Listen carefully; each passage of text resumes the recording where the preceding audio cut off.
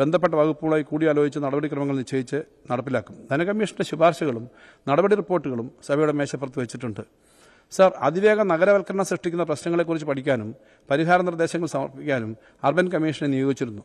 കമ്മീഷന്റെ റിപ്പോർട്ടും അതിന്റെ അടിസ്ഥാനത്തിൽ നടത്തിയ ചർച്ചകളും പരിഗണിച്ച് പുതിയ നഗരനയം രൂപപ്പെടുത്തി സർക്കാർ മുന്നോട്ട് പോവുകയാണ്. സർ, 2026-27 തദ്ദേശ സ്വയംഭരണ സ്ഥാപനങ്ങൾക്ക് നൽകുന്ന general purpose fund, maintenance fund എന്നിവ യഥാക്രമം 3236.76 കോടി രൂപയും 4315.69 കോടി രൂപയുമായി ഉയർത്തുന്നു. ഇത് മുൻവർഷത്തെ അപേക്ഷിച്ച് 786.96 കോടി രൂപ അധികമാണ്. സർ, 2026-27 സംസ്ഥാന പദ്ധതി വിഹിതത്തിന്റെ 28.5% വരുന്ന 10,189 കോടി രൂപ പ്രാദേശിക സർക്കാരുകൾക്കുള്ള വികസന ഫണ്ടായി നീക്കിവെക്കുന്നു. ഇതിലൂടെ വികസന ഫണ്ട് 9,000 കോടി രൂപയിൽ നിന്നും 10,189 കോടി രൂപയായി വർദ്ധിക്കും. സർ, അതായത് 1,080 കോടി രൂപയുടെ 11.96% വർധനവാണ് തദ്ദേശ സ്വയംഭരണ സ്ഥാപനങ്ങൾക്ക് ലഭിക്കുന്നതിൽ വകയിരുത്തിയിരിക്കുന്നത്. ഇതിനു പുറമെ കേരള ഖരമാലിന്യ സംസ്കരണ പരിപാടി പ്രകാരം നഗര തദ്ദേശ സ്ഥാപനങ്ങൾക്ക് ULB ഗ്രാന്റായി 160 കോടി രൂപയും നീക്കിവെച്ചിട്ടുണ്ട്. മുൻ വർഷത്തെ അപേക്ഷിച്ച് 45 കോടി രൂപയുടെ വർധനമാണിത്. സർ, GST നടപ്പിലാക്കിയതോടുകൂടി സ്വന്തമായി നികുതി ഏർപ്പെടുത്താനും തനത് വരുമാനം സൃഷ്ടിക്കാനുമുള്ള സംസ്ഥാന സർക്കാരുകളുടെ അധികാരം പരിമിതപ്പെട്ടിരിക്കുകയാണ്. എന്നാൽ നികുതിയേതര വരുമാനം വർദ്ധിപ്പിക്കുന്നതിനും വായ്പ എടുക്കുന്നതിനും പ്രാദേശിക സർക്കാരുകൾക്ക് വലിയ സാധ്യതയുണ്ട്. ഇതിൽ പ്രാദേശിക ഗവൺമെന്റുകളെ ശാക്തീകരിക്കാൻ local government board of finance രൂപീകരിക്കുന്നതിനുള്ള നിർദ്ദേശം തത്വത്തിൽ അംഗീകരിച്ചിട്ടുണ്ട്. സർ, നിരക്കുകൾ വർദ്ധിപ്പിക്കാതെ തന്നെ സ്ഥിതിവിവര കണക്കുകൾ ശാസ്ത്രീയമാക്കിയും ആധുനിക സാങ്കേതിക വിദ്യകൾ ഉപയോഗിച്ചും നികുതിയേതര വരുമാനം വർദ്ധിപ്പിക്കും. സ്വന്തം വരുമാനം വർദ്ധിപ്പിക്കുന്ന തദ്ദേശ സർക്കാരുകൾക്ക് പ്രോത്സാഹനമായി കൂടുതൽ സംസ്ഥാന വിഹിതം നൽകും.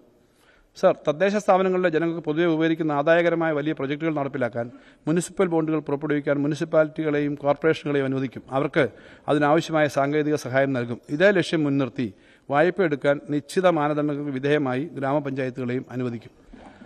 സർ, കോർപ്പറേറ്റ് റെസ്പോൺസിബിലിറ്റി ഫണ്ട് ഉപയോഗിക്കുന്ന കാര്യത്തിൽ കേരളത്തിലെ തദ്ദേശ സ്ഥാപനങ്ങൾ പുറകിലാണ്. CSR ഫണ്ടിന്റെ കാര്യത്തിൽ തദ്ദേശ സ്ഥാപനങ്ങളെ ശാക്തീകരിക്കാനും ബോർഡ് ഓഫ് ഫിനാൻസ് മുൻകൈ എടുക്കും. സർ, കേരള സമൂഹത്തിൽ വന്നുകൊണ്ടിരിക്കുന്ന മാറ്റങ്ങൾ പരിഗണിച്ചുകൊണ്ട് തദ്ദേശ സ്ഥാപനങ്ങളിലേക്കുള്ള ധനവിന്യാസത്തിൽ മാറ്റം വരുത്തും. നഗരവൽക്കരണവും മുതിർന്ന പൗരന്മാരുടെ അനുവാദവും മാനദണ്ഡങ്ങളുടെ കൂട്ടത്തിൽ ഉൾപ്പെടുത്തും. കോർപ്പറേഷനുകൾക്കും മുനിസിപ്പാലിറ്റികൾക്കും പുറത്ത് ഗ്രാമപ്രദേശങ്ങളിൽ നടക്കുന്ന നഗരവൽക്കരണവും വിഭവ വിതരണത്തിൽ പരിഗണിക്കും. സർ, പ്രാദേശിക സർക്കാരുകളുടെ വികസന പ്രൊജക്ടുകളുടെ അറിവുള്ളടക്കവും സാങ്കേതികവും ഉറപ്പുവരുത്താൻ ഉന്നത വിദ്യാഭ്യാസ ഗവേഷണ സ്ഥാപനങ്ങളുടെ പ്രാദേശിക സർക്കാരുകളും തമ്മിലുള്ള ബന്ധം ശക്തിപ്പെടുത്തും. ഇതിനായി ജില്ലാ ആസൂത്രണ സമിതികൾക്ക് പ്രതിവർഷം 10 കോടി രൂപ വീതം വകയിരുത്തുന്നു. സർ, പട്ടികജാതി പട്ടികവർഗ വിഭാഗങ്ങളിൽ താരതമ്യേന കൂടുതൽ പിന്നോക്കം നിൽക്കുന്ന വിഭാഗങ്ങൾക്ക് ജനസംഖ്യാനുപാതികമായി ജില്ലാ പഞ്ചായത്ത് തലത്തിൽ പ്രത്യേക വികസന ഫണ്ട് അനുവദിക്കും.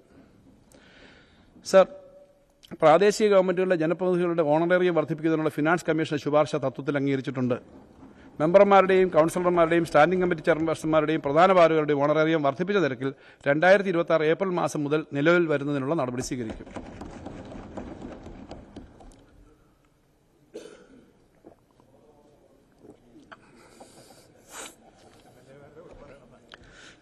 സർ, പ്രാദേശിക സർക്കാരുകളിലെ മുൻ ജനപ്രതിനിധികളുടെ ക്ഷേമത്തിനായി ഒരു ക്ഷേമനിധി ആരംഭിക്കാൻ തീരുമാനിക്കുന്നു.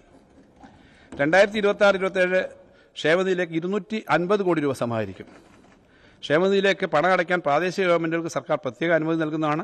ക്ഷേമനിധിയുടെ നടത്തിപ്പ് സംബന്ധിച്ചും ആനുകൂല്യങ്ങൾ വിതരണം ചെയ്യുന്നത് സംബന്ധിച്ചും ക്ഷേമനിധിയുടെ ഭരണസമിതി അനുയോജ്യമായ തീരുമാനം എടുക്കുന്നതാണ്.